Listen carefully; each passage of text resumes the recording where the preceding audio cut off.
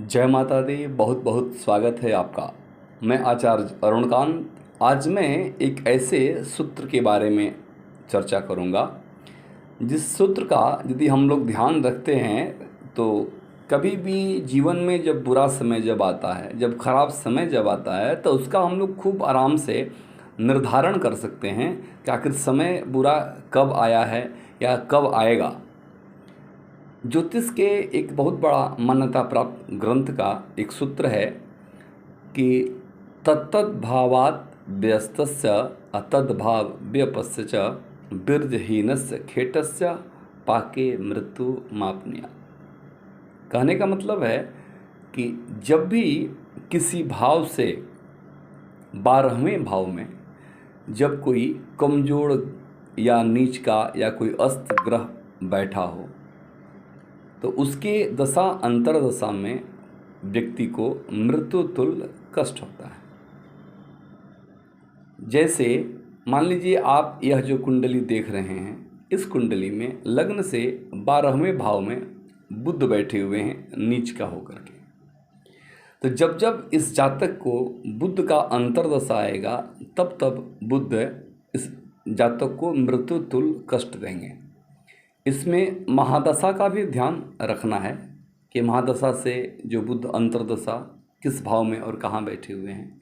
लेकिन सबसे महत्वपूर्ण बात यह है कि महादशा से अंतरदशा तो है, लेकिन लग्न से 12वें भाव में, लग्न से व्यय भाव में बुध जो नीच का बैठे हुए हैं, या बुध मान लीजिए अस्त हों, नीच हों या फिर डिग्री में कम हों, तो यह बुध का अंतरदशा इस जातक के लिए नुकसान देगा।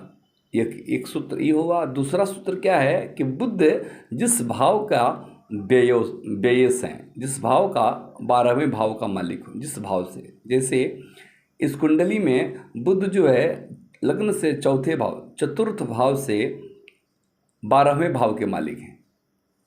जैसे यह हो गया आपका लग्न से दूसरा, तीसरा और चौथा भाव से 12वें भाव, यानी कि चौथे से 12वें भाव के मालिक बुध हैं। तो जब बुध का जब अंतरदशा चलेगा तो यह बुध इस जातक को परेशान तो करेगा ही, लेकिन साथ में यह बुध जो है चौथे घर को भी परेशान करेगा।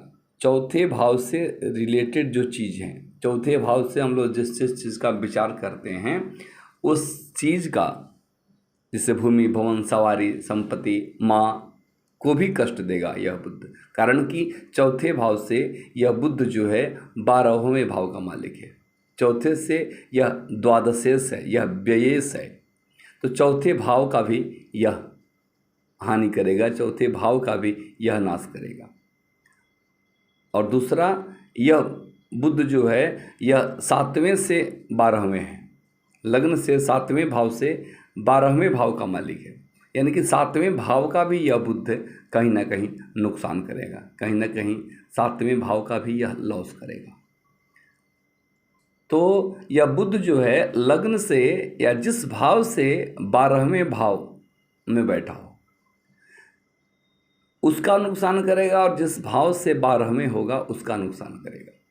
अब हम एक दूसरे अगले ग्रह को लेते हैं। जैसे मान लीजिए मंगल यहाँ नीच का बैठा हुआ है। क्या मान लीजिए मंगल यदि अस्त हो, किसी भी परिस्थिति बस मंगल यदि या कोई भी ग्रह यदि कमजोर होना चाहिए, तो मंगल यहाँ नीच का है, तो यह मंगल आपका पंचम से, लग्न से पंचम भाव से 12वें है। तो जब भी मंगल का जब अंतरदशा जब कुंडली में चलेगा, दशा अंतरदशा, तो यह मंगल 5वें भाव का नुकसान करेगा, कारण कि यह पंचम से 12वें भाव में बैठा हुआ है।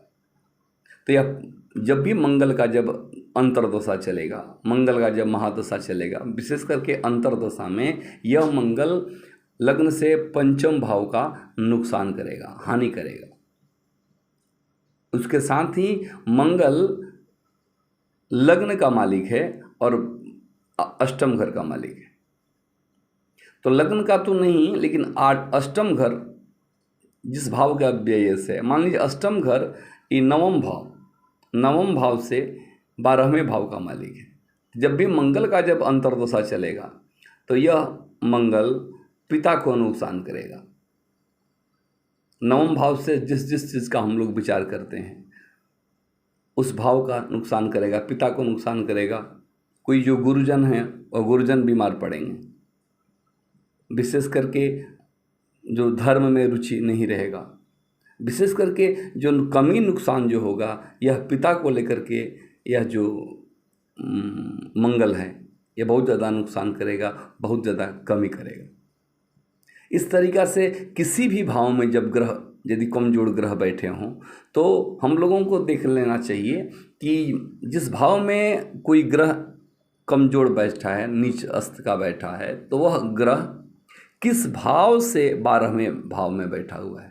जिस भाव से वह ग्रह 12वें भाव में बैठा है और जिस भाव से वह ग्रह 12वें भाव का मालिक है, तो जहाँ बैठा है उस भाव या जिस भाव से 12वें का मालिक है उस भाव दोनों को या तीनों को बहुत नुकसान करेगा। बहुत जब जब उसका अंतर्दशा आएगा तब तब वह ग्रह जो है अपने कारक अनुसार, अपने भावेश अनुसार उस भाव से संबंधित जो व्यक्ति हैं या जो कारक हैं, जिस चीज़ का हम लोग विचार करते हैं उसका नुकसान करेगा।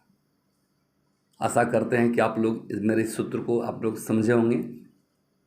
मेरा वीडियो यदि पसंद आए तो आप लोग लाइक करिए, सब्सक्राइब करिए, अपने मित्रों में शेयर करिए, कमेंट भी करिए। अगला वीडियो किस चीज़ पर बनाएं हम, आप लोग कमेंट करते रहिए। जय माता दी।